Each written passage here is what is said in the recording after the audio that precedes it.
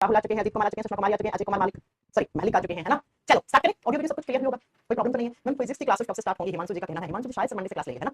चलो ओके, ऋतिक कुमार आ गए हैं, सुषमा कुमारी भी आ चुके हैं। चलो स्टार्ट करते हैं। आज की क्लास हम क्या पढ़ रहे थे, हम एसिड बेस सॉल्ट पढ़ रहे थे। हमने क्षार एवं लवणों के बारे में पढ़ रहे थे, ठीक है। हमने क्षार एवं लवणों में जब हम पढ़ रहे थे तो मैंने कहा था हमें एसिड बेस सॉल्ट के बारे में चार कॉन्सेप्ट पढ़ने हैं। एक ओल्डेस्ट मेथड, सबसे पुराना मेथड क्या कहता है, एसिड्स क्या होते हैं, बेस क्या होते हैं, अम्ल क्या होते हैं, क्षार क्या होते हैं। उसके बाद हमने दूसरे नंबर पर पढ़ा था कि आरएनएस कॉन्सेप्ट क्या कहता है। आपको याद होगा कल की क्लास में मैंने आपको पढ़ाया था, आरएनएस ने क्या कहा था कि एसिड वो है जब हम किसी भी एसिड को, जैसे हाइड्रोक्लोरिक एसिड है, इसको हम पानी में डालते हैं, पानी को आप आगे लिखते हो AQ, एक्वस सॉल्यूशन में डालते हो, तो इसमें से इस सॉल्यूशन में से H+ आयंस जब रिलीज हो जाते हैं तो ऐसा सॉल्यूशन, ऐसा बेरियल एसिड कहलाता है, अम्ल कहलाता है।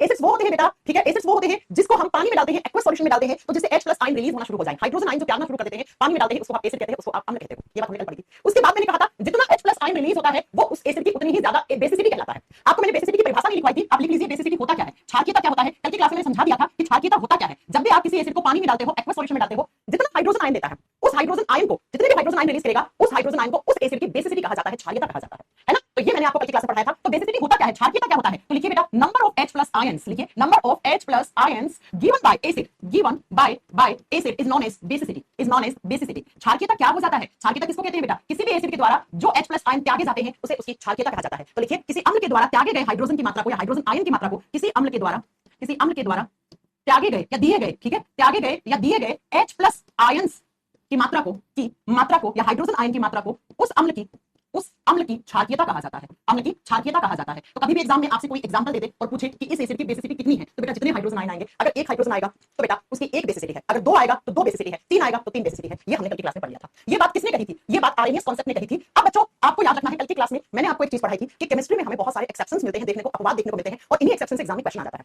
एक्सेप्शंस पढ़ने से पहले एक बात ध्यान से सुनना, जब आप किसी एसिड को पानी में डालते हो, जिस एसिड से जितने ज्यादा हाइड्रोजन आयन निकलेंगे वो उतना ही ज्यादा स्ट्रांग एसिड होता है, और जिस एसिड से जितने कम हाइड्रोजन आयन निकलेंगे वो उतना ही ज्यादा वीक एसिड होता है। तो आरएनएस के कॉन्सेप्ट के आधार पर हमने एसिड्स को दो भागों में बांट दिया, हमने अम्ल दो प्रकार के बना लिए। कौन कौन से, नंबर 1 पे आते हैं, उनको बोलते हैं हम स्ट्रांग एसिड, हिंदी में बोलते हैं प्रबल अम्ल। बेटा स्ट्रांग एसिड्स क्या होते हैं, जब किसी अम्ल को आप पानी के अंदर डालते हो वो कंप्लीटली डिसोसिएट हो जाए, वो पूरे तरीके से पानी में घुल जाए। जितना ज्यादा एसिड घुलेगा उतने ही ज्यादा क्या आएंगे बच्चा, H+ आयंस आएंगे, और जितने ज्यादा H+ आयंस वो उतना ही ज्यादा स्ट्रांग एसिड आएगा। तो ऐसा अम्ल जो पानी के अंदर H+ आयंस क्या दे, ज्यादा दे, हाइड्रोजन आयन ज्यादा दे, क्यों, क्योंकि वो पूरे तरीके से पानी के अंदर घुल गया है। जितने अच्छे तरीके से कोई एसिड पानी के अंदर घुलेगा उतने ही ज्यादा H+ आयंस देगा, और जितने हाइड्रोजन आयन ज्यादा वो उतना ही स्ट्रांग एसिड।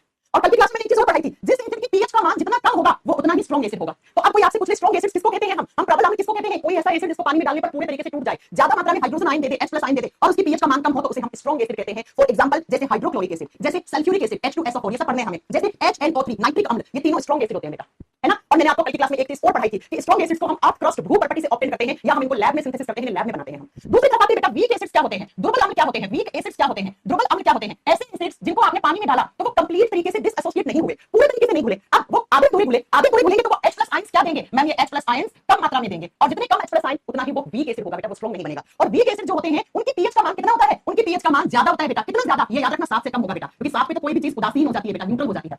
तो वीक एसिड्स वो है जो कम मात्रा में H+ आयंस दे, जिनकी pH का मान 7 से कम है, 7 से कम है। और कितने आप लिख सकते हो, अगर आपको रेंज में लिखना है तो बेटा जो वीक एसिड्स होते हैं उनकी pH का मान 3.5 से लेकर 7 से कम, 7 से नीचे रहेगा बेटा। अब वो 7 से नीचे कितना हो सकता है, 6.5 हो सकता है, 6.7 हो सकता है, 6.8 हो सकता है, 6.9 हो सकता है, 7 नहीं हो सकता बेटा, ठीक है। जैसे वीक एसिड्स के एग्जांपल अगर मैं आपको दूं, जैसे कार्बोनिक एसिड H2CO3 को कार्बोनिक एसिड कहा जाता है। जैसे मैं आपको दूसरा एग्जांपल दूं वीक एसिड का, तो आप बताओगे बेटा ऑक्सैलिक एसिड, चलो फॉर्मूला मत लिखो, आप सिर्फ ये लिखो, नाम लिख लो, फॉर्मूला आगे पढ़ाएंगे आपको। जैसे ऑक्सैलिक अम्ल, जैसे आप बताओगे बेटा अगला आप लिखो ऑक्सैलिक एसिड के बाद नेक्स्ट लिख सकते हो आप वीक एसिड के अंदर, और कौन सा आप लिख सकते हो, टार्टेरिक एसिड, टार्टेरिक अम्ल। तो आरएनएस ने दो प्रकार के एसिड बता दिए, एक स्ट्रांग एसिड, एक वीक एसिड, ठीक है बच्चों, आगे बात समझ में आ गई होगी। अब आगे चलते हैं। अब मैंने कहा कि केमिस्ट्री में हमें कुछ अपवाद याद रखने पड़ते हैं। आप सोचिए आरएनएस ने क्या कहा, आरएनएस ने कहा कि एसिड वो है जो H+ आयन रिलीज करे, जो H+ आयन देता है वही एसिड है। जबकि बच्चों आरएनएस के कांसेप्ट के अपवाद क्या-क्या माने जाते हैं, एग्जाम में क्वेश्चन आता है, आरएनएस के सिद्धांत के अपवाद किस-किस को माना गया है, इसके एक्सेप्शंस कौन है, 3 एक्सेप्शंस है बेटा। कौन-कौन है, 3 गैसेस होती हैं, तीनों एक्सेप्शन की कैटेगरी में आती है। पहली गैस आती है CO2 कार्बन डाइऑक्साइड, दूसरी गैस आती है SO2 सल्फर डाइऑक्साइड, और तीसरी गैस आती है NO2 नाइट्रोजन डाइऑक्साइड। N2O मत कर देना, N2O नाइट्रस ऑक्साइड होता है, वो लाफिंग गैस होता है, जिसको सुनने में हंसी आती है। ये तीनों नेचर से एसिडिक होती है बेटा, ये तीनों गैसेस नेचर से एसिडिक है, अम्लीय है। आप मुझे ये बताओ इनमें आपको कहीं पर भी हाइड्रोजन आयन दिख रहे हैं, नहीं दिख रहे, है ना, हाइड्रोजन आयन दिख रहे हैं, नहीं दिख रहे बेटा, जबकि ये तीनों एसिडिक है नेचर से। आपसे पूछेगा कार्बन डाइऑक्साइड का नेचर क्या है, आपको बोला है एसिडिक, सल्फर डाइऑक्साइड का नेचर क्या है, एसिडिक, नाइट्रोजन डाइऑक्साइड का नेचर क्या है, आप बोलोगे बेटा ये भी एसिडिक है। मैम हम कैसे मान ले कि ये एसिडिक है, चलो इस बात को हम आपको बताते हैं बच्चों। मैं इन दो गैसेस की बात करती हूं। पहले SO2 सल्फर डाइऑक्साइड हमारे एनवायरनमेंट होती है, हमारे वातावरण में होती है। जब ये सल्फर डाइऑक्साइड ऊपर जाती है तो इसे छोटा-मोटा पानी की बूंदें मिल जाती हैं, इसे वाटर वेपर मिल जाता है बेटा। वाटर वेपर का मतलब होता है जलवाष्प, इसको क्या मिल जाता है, इस गैस को जलवाष्प मिल जाता है, यानी पानी की छोटी-छोटी बूंदें मिल जाती हैं। और जैसे ही SO2 को पानी मिला, SO2 + H2O पानी मिल गया, तो बेटा ये एसिड में कन्वर्ट होगी, कौन से एसिड में, H2SO4। इसीलिए हम कहते हैं सल्फर डाइऑक्साइड का नेचर, इसकी प्रकृति एसिडिक होती है। ठीक ऐसे ही देखो बेटा, जैसे ही NO2 को क्या मिलता है, वाटर वेपर पानी की बूंदें मिल जाती है, जलवाष्प मिल जाता है, तो ये HNO3 बना देता है, नाइट्रिक एसिड बना देता है।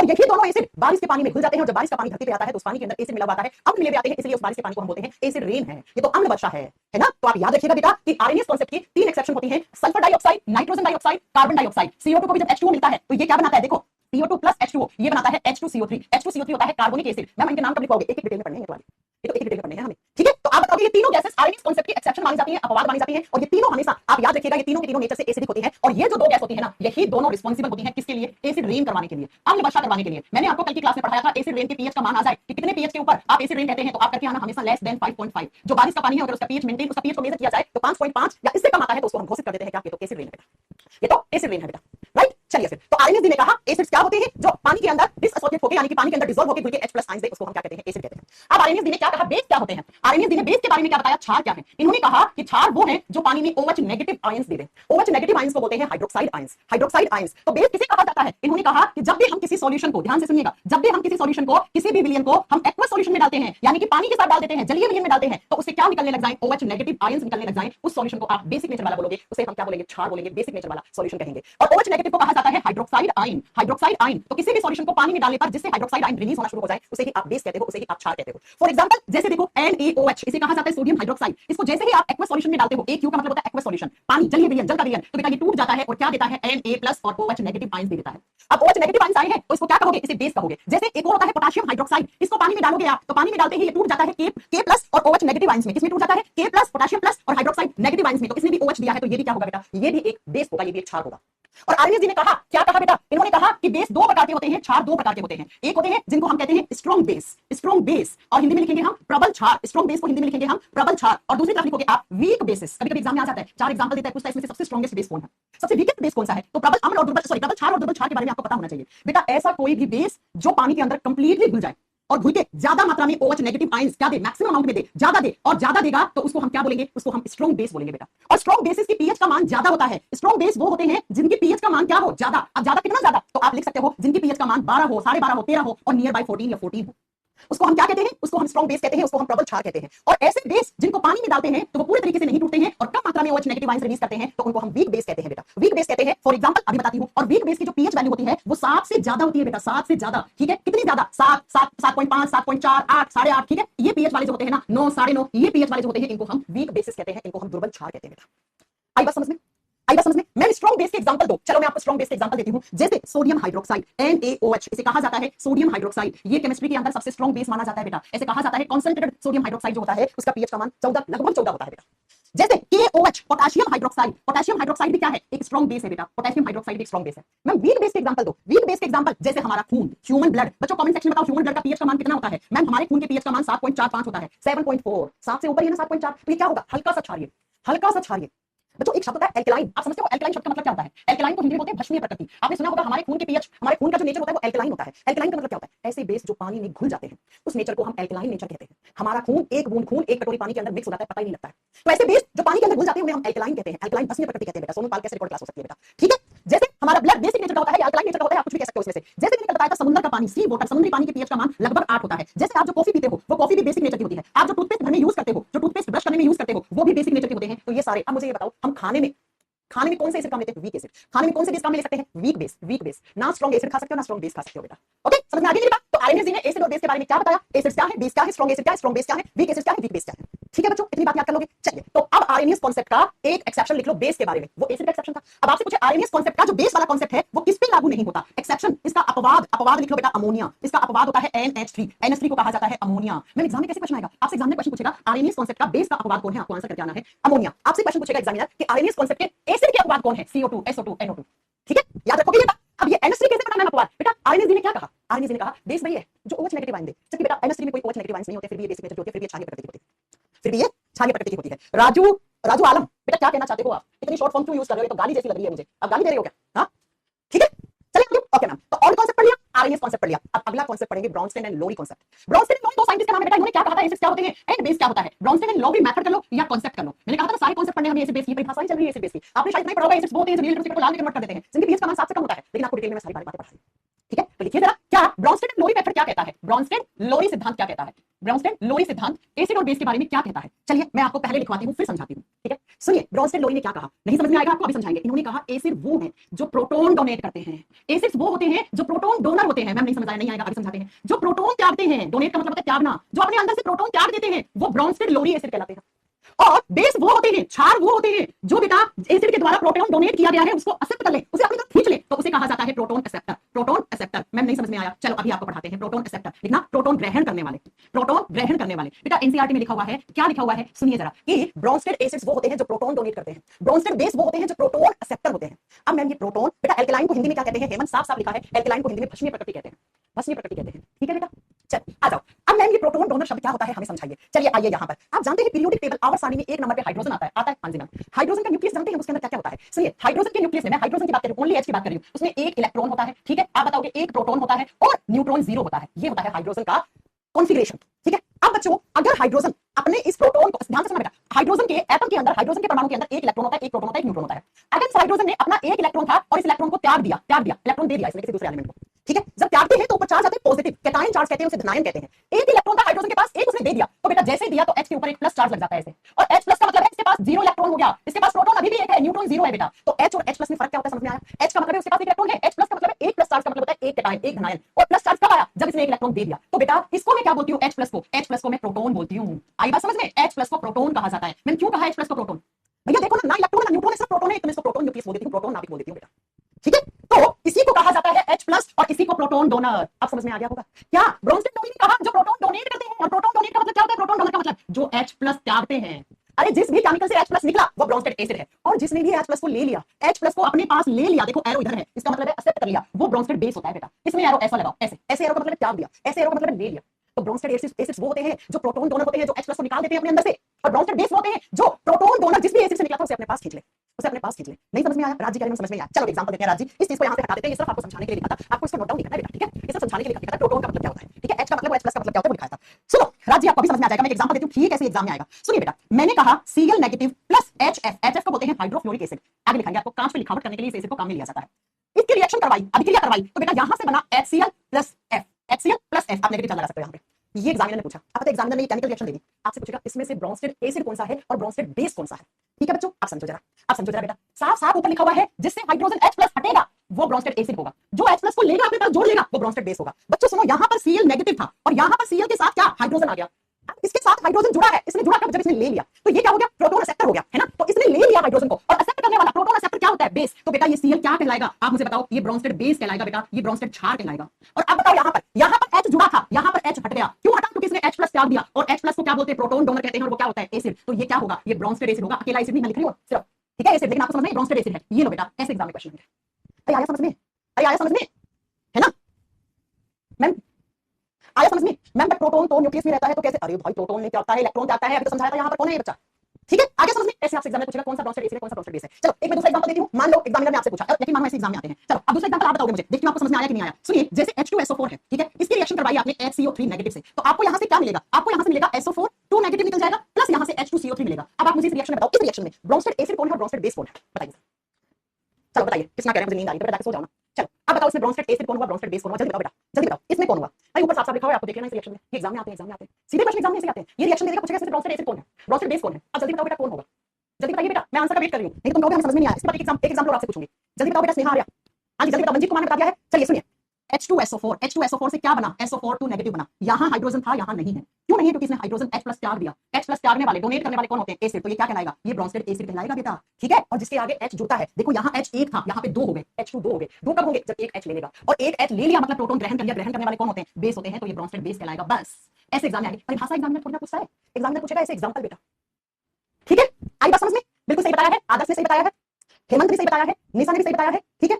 आदर्श कुमार में पीएनजी का अपलोड होगा बेटा, हो जाएगा आज की क्लास में, ठीक है। चलो आज की क्लास दोनों का पीएनजी एक साथ अपलोड हो जाएगा। चलो बताओ आगे समझ में, अभी भी नहीं समझ में आया, चलो एक और एग्जांपल देते हैं। एक बच्चा कह रहा है आपको कहीं जाना है क्या, सोनू जी कह रहे हैं इतना जल्दी क्यों पढ़ा रहे हो, ये जल्दी है बेटा, लोग इसको भी 1.5 की स्पीड पे करके पढ़ते हैं, है ना, इसको भी 1.5 की स्पीड पे पढ़ते हैं बेटा। चलो तीसरा एग्जांपल देती हूं आपको, आप समझ में नहीं आ रहा है तो फिर तुम्हें नहीं आएगा समझ में, इससे ज्यादा एग्जांपल नहीं दूंगी, बस तीसरा एग्जांपल देती हूं, आप पहचानो, HCl प्लस NH3, इन दोनों की रिएक्शन से क्या बना, Cl नेगेटिव बना, NH4 प्लस बना। अब मुझे बता दो इसमें ब्रॉन्स्टेड एसिड कौन सा है, ब्रॉन्स्टेड बेस कौन सा है, चलो बताओ, इसका बताओ, फिर आगे चलते हैं, फिर आगे चलते हैं, फटाक से बताओ मुझे यहाँ पर ब्रॉन्स्टेड एसिड कौन होगा, ब्रॉन्स्टेड बेस कौन सा होगा। एग्जाम में ठीक ऐसे क्वेश्चन आते हैं बेटा, याद रखिएगा, ठीक ऐसे क्वेश्चन आते हैं बेटा एग्जाम में, फटाक से बता दो, फिर आगे चले हम, चलिए आगे।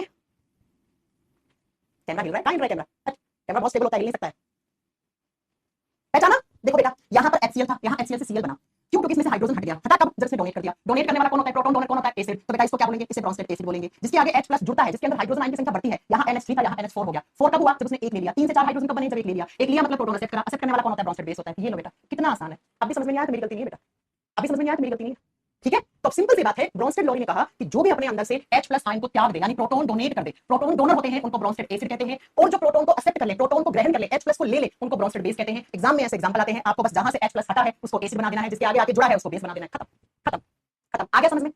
आ गया समझ में? अब समझ में आ गया। मैंने कहा एग्जांपल दूंगी, समझ में आ जाएगा। तो 3 कॉन्सेप्ट पढ़ लिए हमने एसिड बेस के बारे में, सॉल्ट अभी नहीं पढ़ाया, आगे पढ़ेंगे। पहला ऑल्डेस्ट मेथड क्या कहता है? आर्यनिस जी ने क्या कहा था? ब्रॉन्स्टेड लोरी ने क्या कहा था? अब आ जाओ अगले पे। अब आता है लेविस जी ने क्या कहा था। लेविस मेथड क्या कहता है? किसके बारे में? एसिड और बेस के बारे में। तो नेक्स्ट लिखो लेविस कॉन्सेप्ट। इंग्लिश में बोलते हैं लेविस कॉन्सेप्ट, हिंदी में बोलते हैं लुईस सिद्धांत। लुईस सिद्धांत क्या कहता है बेटा? लुईस सिद्धांत क्या कहता है? एसिड्स क्या होते हैं और बेस क्या होते हैं? लुईस एक वैज्ञानिक का नाम है। इन्होंने क्या कहा? पहले बताती हूँ इन्होंने क्या कहा। इन्होंने कहा जो भी सॉल्यूशन, जो भी सब्सटेंस लोन पेयर को एक्सेप्ट करे। अब मुझे पता है आप में से बहुत सारे बच्चों को नहीं पता है लोन पेयर क्या होता है। एक्सेप्ट करे वो क्या होता है? वो लुईस एसिड होता है बेटा, वो लेविस एसिड या लुईस अम्ल कहलाता है। बहुत ध्यान से समझना, फिर बताते हैं लोन पेयर क्या होता है। लेविस ने कहा जो भी सब्सटेंस, जो भी पदार्थ लोन पेयर को एक्सेप्ट करे वो लेविस एसिड होता है बेटा। वो क्या होता है? लेविस एसिड होता है, लुईस अम्ल होता है। अब मैम ये लोन पेयर शब्द का मतलब क्या होता है? चलो आपको समझाते हैं, इधर आओ इधर आओ। एक होता है बेटा लोन पेयर, है ना, और एक होता है बेटा बॉन्ड पेयर। एक होता है लोन पेयर, एक होता है बॉन्ड पेयर। इन दोनों का मतलब क्या होता है? चलिए एक ही बात समझाऊंगी, एक बार समझ में आ जाएगा। बेटा आप जानते हैं नाइट्रोजन का एटॉमिक नंबर 7 होता है। 7 होता है ना, 7 पे नाइट्रोजन आता है। नाइट्रोजन का इलेक्ट्रॉनिक कॉन्फिगरेशन लिखते हैं तो ऐसे लिखते हैं 2 और 5। ऐसे लिखते हैं, हाँ जी मैम। ये जो 5 इलेक्ट्रॉन है नाइट्रोजन में, ये कहाँ है? ये नाइट्रोजन की आउटर शेल में है, नाइट्रोजन की सबसे बाहरी कक्षा में है। और आप जानते होंगे, आपने छोटी क्लास में पढ़ा है, आउटर शेल को क्या बोलते हैं? आउटर शेल को बोलते हैं वैलेंस शेल। वैलेंस शेल कहते हैं। क्या बोलते हैं इसे? संयोजी कक्षा कहते हैं। और संयोजी कक्षा के अंदर जो इलेक्ट्रॉन होते हैं उनको हम वैलेंस इलेक्ट्रॉन या संयोजी इलेक्ट्रॉन कहते हैं। और यही इलेक्ट्रॉन हमेशा कहाँ काम आते हैं? बॉन्ड बनाने में काम आते हैं, बंध बनाने में काम आते हैं। अब सुनो बेटा, अब सुनो कैसे। आप NH3 लिखते हैं, अमोनिया लिखते हैं, तो कैसे लिखते हैं? कैसे लिखते हैं सुनिए। एक नाइट्रोजन के साथ 3 हाइड्रोजन ऐसे जुड़े हैं, पहला हाइड्रोजन, दूसरा हाइड्रोजन, तीसरा हाइड्रोजन। 3 हाइड्रोजन थे, तीनों ऐसे जुड़ गए, किसके साथ? नाइट्रोजन के साथ। अब मुझे बताओ नाइट्रोजन के अंदर जो इलेक्ट्रॉन है, जो केमिकल बॉन्ड बनाने में हिस्सा लेंगे, वो कितने हैं? 5 है। 5 ये वाले इलेक्ट्रॉन कभी भी बॉन्ड नहीं बनाते हैं, ये इनर शेल में होते हैं, कभी भी बॉन्ड नहीं बनाते हैं, ठीक है। हमेशा ये वाले इलेक्ट्रॉन बॉन्ड बनाते हैं बेटा, ठीक है। अब सुनो जरा, नाइट्रोजन में 5 थे, 5 में से एक इलेक्ट्रॉन इस हाइड्रोजन के साथ जुड़ गया, एक इस हाइड्रोजन के साथ जुड़ गया, एक इस हाइड्रोजन के साथ जुड़ गया। 5 में से 3 तो बॉन्ड बनाने में काम आ गए, कितने बचे? 2। तो ये जो 2 इलेक्ट्रॉन है ना, जो बॉन्ड नहीं बनाए हैं, जिन्होंने केमिकल बॉन्ड में पार्टिसिपेट नहीं किया है, इन्हीं इलेक्ट्रॉन को लोन पेयर कहते हैं बेटा। इन्हें क्या कहते हैं? लोन पेयर कहते हैं। और ये इलेक्ट्रॉन नाइट्रोजन के 3 जो बॉन्ड बनाने में काम आ गए, इन्हें बॉन्ड पेयर इलेक्ट्रॉन कहते हैं बेटा। ये बॉन्ड पेयर है नाइट्रोजन, ये लो। अब शायद समझ में आ गया होगा आपको लोन पेयर क्या होता है। वो इलेक्ट्रॉन जो बॉन्ड बनाने में काम नहीं आए उनको लोन पेयर कहते हैं, जो जुड़े नहीं, जो बंद नहीं बनाए हैं उनको लोन पेयर कहते हैं बेटा। और जो बॉन्ड बनाने में काम आते हैं उन्हें बंद इलेक्ट्रॉन या बंद इलेक्ट्रॉन जोड़ा कहते हैं बेटा, बंद इलेक्ट्रॉन जोड़ा कहते हैं। ये इसको कहा जाता है बिना बंद वाले, यानी कि इन्होंने बंद नहीं बनाया, इन्होंने बॉन्ड नहीं बनाया। तो ये जो नाइट्रोजन के 2 एक्स्ट्रा इलेक्ट्रॉन पड़े ना, जिन्होंने बॉन्ड बनाने में हिस्सा नहीं लिया है, इन्हें लोन पेयर कहते हैं बेटा। आगे बात समझ में। और लुईस जी ने कहा ऐसे सब्सटेंस जो लोन पेयर को एक्सेप्ट करते हैं वो लुईस अम्ल कहलाते हैं, वो लुईस एसिड कहलाते हैं बेटा। आगे मेरी बात समझ में, आगे बात समझ में, ठीक है। तो ये सिर्फ मैंने समझाने के लिए बताया था बेटा। बॉन्ड बनाने में जो काम आए इलेक्ट्रॉन उनको बॉन्ड पेयर इलेक्ट्रॉन कहते हैं, और जो बॉन्ड बनाने में नहीं काम आए, जो बचे इलेक्ट्रॉन हैं, जिन्होंने बंद बनाने में हिस्सा नहीं लिया, उनको लोन पेयर इलेक्ट्रॉन कहते हैं। बस इतनी बात याद रखनी है। और लुईस ने कहा क्या कि जो इस लोन पेयर को एक्सेप्ट कर ले वो लुईस एसिड है। अब बेटा कोई भी सब्सटेंस होता है वो कब लेता है लोन पेयर? जब उसके पास कमी होगी, जब उसके पास क्या होगी? कमी होगी। इसीलिए लुईस डी ने दूसरा सेंटेंस क्या लिखा? इन्होंने लिखा कि इलेक्ट्रॉन डेफिशिएंट सब्सटेंस, क्या लिखा इन्होंने कहा electron deficient substances are known as Lewis acid. Substances are known as Lewis acid. Lewis acid देखिए, वे पदार्थ जिनके पास इलेक्ट्रॉन की कमी होती है उनको लुईस अम्ल कहा जाता है। वे पदार्थ जिनके पास इलेक्ट्रॉन की कमी रहती है लुईस अम्ल कहलाते हैं। कमी रहती है लुईस अम्ल कहलाते हैं। ये लुईस अम्ल कहलाते हैं। तीसरा पॉइंट और लिखो। इन्होंने कहा जनरली जो लुईस एसिड होते हैं उनके ऊपर पॉजिटिव चार्ज होता है। तो नेक्स्ट पॉइंट और लिख दो। Generally positive charge present on Lewis acid, ठीक है। लिखिए सामान्यतः लुईस अम्लों पर पॉजिटिव चार्ज यानी कि धनात्मक आवेश वाले पदार्थ होते हैं। लिखिए सामान्यतः लुईस अम्लों पर धनात्मक आवेश पाए जाते हैं। मैं एक बार लास्ट में समझा दूं बेटा। आवेश, एक मिनट बच्चों, हाँ, आवेश पाए जाते हैं। ये मैं एक बार फिर से समझा देती हूँ। क्या लुईस डी ने एसिड बेस के बारे में क्या बताया? पहले एसिड सुनो, बेस बाद में पढ़ाएंगे आपको। लुईस डी ने कहा एसिड वो है जो लोन पेयर को एक्सेप्ट करते हैं। लोन पेयर क्या होता है? ऐसे इलेक्ट्रॉन का जोड़ा। पेयर का मतलब क्या होता है? जोड़ा, 2 ऐसे 2 इलेक्ट्रॉन जो बेटा किसमें काम नहीं आए? बॉन्ड बनाने में काम नहीं आए, उसको ले लेता है कौन? एसिड। उस एसिड को लुईस एसिड कहते हैं, लुईस अम्ल कहते हैं। अब कोई भी पदार्थ है वो बेटा इलेक्ट्रॉन कब लेगा? ये लोन पेयर का जोड़ा, ये इलेक्ट्रॉनों का जोड़ा कब लेगा? जब उसके पास इलेक्ट्रॉन की कमी होगी। तो ये तो बात बोली है कि जो भी इलेक्ट्रॉन डेफिशिएंट सब्सटेंस होते हैं उन्हीं को आप लुईस एसिड कहते हो। जिनके पास इलेक्ट्रॉन की कमी रहती है वही तो लेगा ना इस लोन पेयर को, और जिसके पास पहले से इलेक्ट्रॉन ज्यादा है वो क्यों लेगा? इसलिए उनके ऊपर पॉजिटिव चार्ज होता है। अब लुईस एसिड के एग्जांपल लिख लो, उदाहरण लिख लो। जैसे H+ लुईस एसिड है, जैसे Cl+ लुईस एसिड है, जैसे Br+ है ना लुईस एसिड है, जैसे Na+ लुईस एसिड है, जैसे Mg+ एक्सेट्रा ये लुईस एसिड के एग्जांपल होते हैं बेटा। एग्जाम में आता है Cl+ है तो ये लुईस एसिड है या बेस? लुईस एसिड है, पॉजिटिव चार्ज साफ साफ लिखा, धनात्मक आवेश होता है वो लुईस एसिड होता है। अब इसका जस्ट उल्टा कर दो, लुईस बेस बन जाएगा बेटा। इसको यहां लेके जाओ, अब यहाँ लेके जाओ। अब मैम लुईस डी ने बेस के बारे में क्या पढ़ाया, क्या बताया कि लेविस बेस किसको बोलोगे आप लुईस क्षार किसको बोलोगे बेटा, इसका जस्ट उल्टा कर दो, जस्ट उल्टा कर दो, इसका लुईस क्षार बन जाएगा। क्या होते हैं लुईस बेस, साफ साफ सुनो, जो इलेक्ट्रॉन के लोन पेयर को एक्सेप्ट कर रहा था वो लुईस एसिड था। अब जो लोन पेयर को डोनेट करेगा, अरे भाई एक्सेप्ट कोई कब करेगा, जब कोई देगा तभी तो लेगा ना, तो जो एक्सेप्ट करने वाले होंगे वो हमेशा एसिड होंगे और जो डोनेट करने वाले होंगे वो लुईस बेस होंगे। तो लिख दो जो लोन पेयर डोनर होते हैं, जो लोन पेयर को डोनेट करते हैं, जो बिना बॉन्ड बनाने में जो इलेक्ट्रॉन काम नहीं आए उनको डोनेट करते हैं, वो क्या कहलाते हैं बेटा, वो लेविस बेस कहलाते हैं, वो लुईस क्षार कहलाते हैं। ये लो आप लिख सकते हो, जो अयुग्मित इलेक्ट्रॉन, हिंदी में लोन पेयर को अयुग्मित इलेक्ट्रॉन जोड़ा कहा जाता है, ठीक है, या आप हिंदी में भी इसको कभी आप लोन पेयर लिख लो, लोन पेयर लिखा हुआ था एग्जाम में, जो लोन पेयर को त्यागते हैं लुईस क्षार कहलाते हैं, त्यागते हैं लुईस क्षार कहलाते हैं बेटा, लुईस क्षार कहलाते हैं, क्षार कहलाते हैं। और इनके ऊपर कैसा चार्ज होगा, नेगेटिव, नेगेटिव, तो लिख दो जनरली, लिखिए generally negative charge present on Lewis bases, on Lewis bases. Lewis क्षार के ऊपर ऋणात्मक आवेश पाया जाता है, हिंदी में लिखिए लुईस क्षारों के ऊपर ऋणात्मक आवेश पाया जाता है, नेगेटिव चार्ज ऋणात्मक आवेश पाया जाता है, आवेश पाया जाता है। ये लो बच्चों, जैसे ये सब पॉजिटिव थे, इनका नेगेटिव बना दो, इन सबका नेगेटिव बना दो, जैसे H नेगेटिव, Cl नेगेटिव, जैसे Br नेगेटिव, एक्सेट्रा एक्सेट्रा लिख सकते हो। ये लो बेटा। अब मुझे बताओ कहां पे आपको डाउट है, हाँ F नेगेटिव भी लिख सकते हो बेटा, F नेगेटिव लिख दो, OH नेगेटिव लिख दो, एक्सेट्रा एक्सेट्रा कर दो। ये अब बताओ किसी को, मैं बेसिक से समझाइए बेटा, इससे बेसिक क्या होगा, इससे बेसिक क्या होगा और हाँ चलिए, मैंने कहा एसिड बेस के बारे में 4 कॉन्सेप्ट पढ़ने थे, कल की क्लास में पढ़ाया था ऑल्डेस्ट मेथड क्या कहता है। अब मैं फिर से 5 मिनट में रिवाइज करवाती हूं। आरएमएस ने क्या कहा था, एसिड्स वो है जो पानी में घुलकर H+ आयंस दे दें, जितने H+ आयंस देंगे उस एसिड की उतनी ही बेसिसिटी कहलाएगी। दो प्रकार के एसिड्स होते हैं जो पानी में कंप्लीट तरीके से घुल जाएं, ज्यादा मात्रा में H+ आयन दें, उनकी पीएच का मान कम होता है, वो स्ट्रांग एसिड्स होते हैं, वो प्रबल अम्ल होते हैं। जो पानी में पूरी तरीके से ना घुले, नहीं घुलेंगे तो पूरी तरीके से H+ आयंस नहीं देंगे, कम मात्रा में H+ आयंस देंगे, उनकी पीएच ज्यादा होगी, ज्यादा कितने हिसाब से कम होनी चाहिए, 3.5 से ऊपर होनी चाहिए, जैसे oxalic acid, tartaric acid, carbonic acid, etcetera etcetera, ये वीक एसिड होते हैं बेटा। आरएमएस कॉन्सेप्ट किस पे लागू नहीं होता, इन 3 गैसेस पे, क्योंकि आरएमएस ने कहा एसिड वही है जो H+ आयन दे, बेटा इनके अंदर H+ आयन नहीं है फिर भी ये नेचर से एसिडिक है, तो ये आरएमएस कॉन्सेप्ट का क्या हो गया बेटा, उदाहरण हो गया, एक्सेप्शन हो गया, एक्सेप्शन के उदाहरण हो गए बेटा। अगला आरएमएस ने कहा बेस वो है जो पानी के अंदर OH नेगेटिव आयन दे, हाइड्रोक्साइड आयन दे, उसको बेस कहते हैं।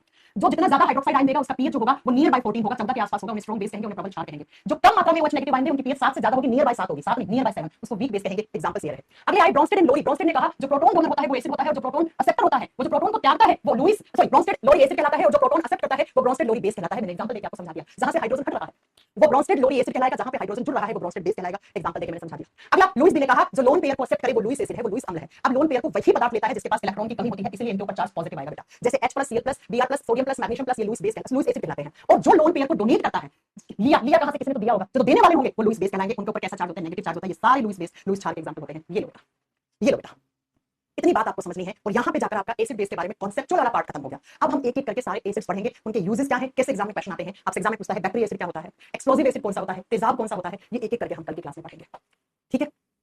स्लीपिंग वासु, आप क्या पूछ रहे हैं? हाँ मैम फिजिक्स की क्लास कब होगी बेटा, फिजिक्स की क्लास मंडे को होगी, मैं सर से कंफर्म करके आपको बता दूंगी, सर से कंफर्म करके एक बार बता दूंगी, ठीक है।